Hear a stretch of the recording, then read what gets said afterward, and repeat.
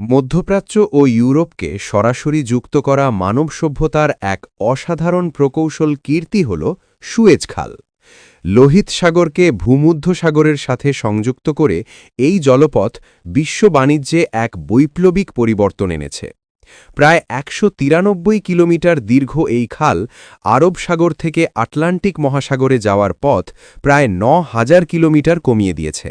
ফলে ইউরোপ এশিয়ার মধ্যে সমুদ্রপথে যাতায়াত হয়েছে দ্রুত, সাশ্রয়ী এবং কৌশলগতভাবে আরও গুরুত্বপূর্ণ।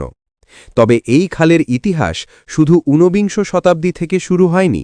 প্রাচীনকাল থেকেই মিশরের শাসকেরা লোহিত সাগর ও নীল নদের মধ্যে সংযোগ স্থাপনের চেষ্টা করেছিলেন। প্রত্নতাত্ত্বিক প্রমাণ থেকে জানা যায় প্রায় ৪,০০০ বছর আগে ফেরাউনদের আমলেই এমন একটি খাল নির্মাণের উদ্যোগ নেওয়া হয়েছিল। ধারণা করা হয় রামেসিস দ্বিতীয় লোহিত সাগরকে নীল নদের সাথে যুক্ত করার চেষ্টা করেছিলেন, কিন্তু প্রযুক্তিগত সীমাবদ্ধতা ও মরুভূমির বালুর কারণে সেই খাল দীর্ঘদিন টিকেনি। খ্রিস্টপূর্ব ষষ্ঠ শতকে দ্বিতীয় নেকো আবারও খনন কাজ শুরু করেন। পরে পারস্য সম্রাট দারিয়াস প্রথম সেই কাজ সম্পন্ন করেন।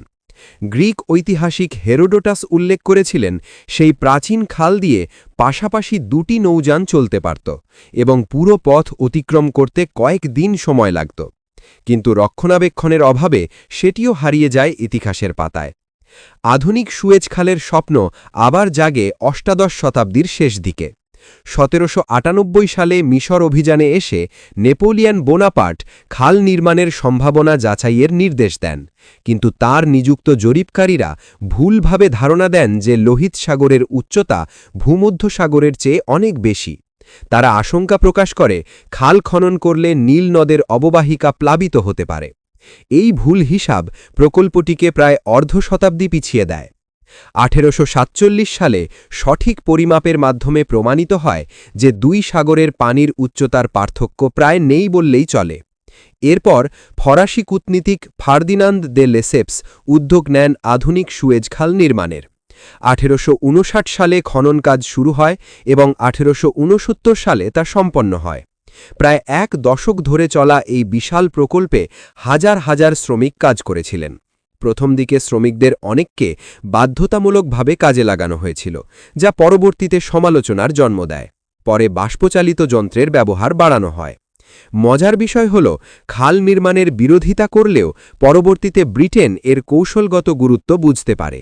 ১৮৭৫ সালে ব্রিটিশ সরকার খালের উল্লেখযোগ্য শেয়ার কিনে নেয় এবং দীর্ঘদিন ধরে ফ্রান্সের সাথে যৌথভাবে এর নিয়ন্ত্রণ ধরে রাখে। অবশেষে ১৯৫৬ সালে মিশরের প্রেসিডেন্ট গামাল আবদেল নাসের খালটি জাতীয়করণ করেন। এর ফলেই সৃষ্টি হয় বিখ্যাত সুয়েজ সংকট, যেখানে ব্রিটেন, ফ্রান্স ও ইসরায়েল সামরিক পদক্ষেপ নেয়। আন্তর্জাতিক চাপ ও সোভিয়েট হুঁশিয়ারির মুখে শেষ পর্যন্ত তারা পিছু হটতে বাধ্য হয়। খালটির সাথে জড়িয়ে আছে আরেকটি চমকপ্রদ তথ্য। উদ্বোধন উপলক্ষে একটি বিশাল ভাস্কর্য স্থাপনের পরিকল্পনা করা হয়েছিল, যার নকশা করেছিলেন ফরাসি ভাস্কর ফ্রেডেরিক অগুস্তো বার্তোলোদি। যদিও সেই মূর্তি সুয়েজে স্থাপন করা হয়নি, পরবর্তীতে তার নকশাই রূপ নেয় যুক্তরাষ্ট্রের নিউ ইয়র্কে স্থাপিত বিখ্যাত স্ট্যাচু অফ লিবার্টিতে।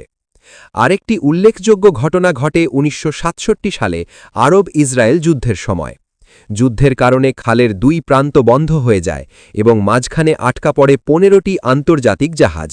এই জাহাজগুলো প্রায় ৮ বছর ধরে খালে অবস্থান করে, যা ইতিহাসে ইয়েলো ফ্লিট নামে পরিচিত। সম্প্রতি সময়েও সুয়েজ খালের গুরুত্ব অটুট রয়েছে। ২০১৪ সালে মিশর সরকার খালের একটি বড় সংস্কার ও প্রসারণ প্রকল্প হাতে নেয়। প্রায় $৮.৫ বিলিয়ন ব্যয়ে খালের কিছু অংশ প্রশস্ত করা হয়, যাতে প্রতিদিন আরও বেশি জাহাজ চলাচল করতে পারে। বর্তমানে প্রতিদিন গড়ে অর্ধশতাধিক জাহাজ এই পথ ব্যবহার করে, যা বৈশ্বিক বাণিজ্যের একটি বড় অংশ। সব মিলিয়ে সুয়েজ খাল শুধু একটি জলপথ নয়, এটি বিশ্ব অর্থনীতি, সামরিক কৌশল এবং আন্তর্জাতিক রাজনীতির এক গুরুত্বপূর্ণ কেন্দ্রবিন্দু। হাজার বছরের স্বপ্ন, ভুল হিসাব, শ্রমিকের ঘাম, উপনিবেশবাদী রাজনীতি এবং আধুনিক প্রকৌশলের সমন্বয়ে গড়ে ওঠা এই খাল আজও প্রমাণ করে মানব ইচ্ছাশক্তি ও প্রযুক্তির সম্মিলন অসম্ভবকেও সম্ভব করতে পারে। আজকে এই পর্যন্ত। দেখা হবে আবার নতুন কোনো ভিডিওতে।